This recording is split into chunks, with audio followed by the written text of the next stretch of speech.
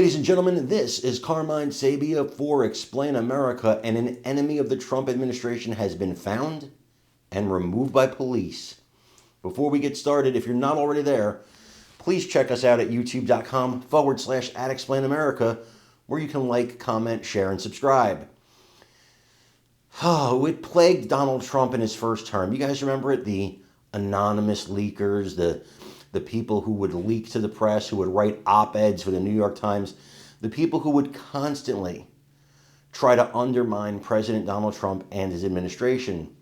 It was an absolute problem during his whole first term in the White House. And it was a big deal. And they were never able to quite find these people. Trump 2.0, this version of Donald Trump, he came prepared. He wasn't going to let this happen again. He brought the right people with him. And there has been leaks from the Pentagon. And they found one of those leakers yesterday, supposedly, and then hours later found another one who they summarily dismissed. But this first person actually had to be escorted out by the police. You know, I don't understand why you would take a job in the administration. You're a pretty young guy, and you would basically ruin the rest of your life in government because you hate Donald Trump so much. Why'd you take the job? Wait for the next Democrat administration. The way they're going, you know, by protecting illegal aliens and flying to El Salvador to fight to bring a gang member back and somebody who had a protective order issued against him by his wife. They want to fight to bring him back. The way things are going, we should see another Democrat administration in about 20, 30 years. You could be primed for that. But you ruin your whole political career because you want to stop Trump. Because your Trump derangement syndrome is so severe that you actually can't see past it. You can't see to protect yourself. It's kind of crazy.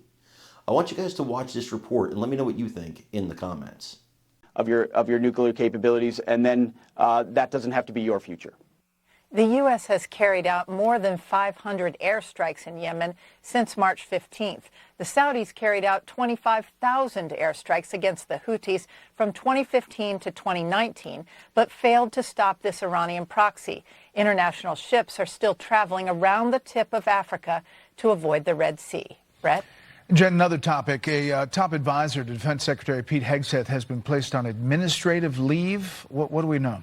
That's right, Brett. Today, one of Defense Secretary Hegseth's closest advisors, Dan Caldwell, was escorted from the Pentagon and placed on leave following a leak investigation involving sensitive information.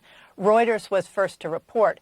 On March 21st, Hegseth's chief of staff threatened to use polygraphs after the New York Times reported Elon Musk was invited to a China war briefing with the Joint Chiefs.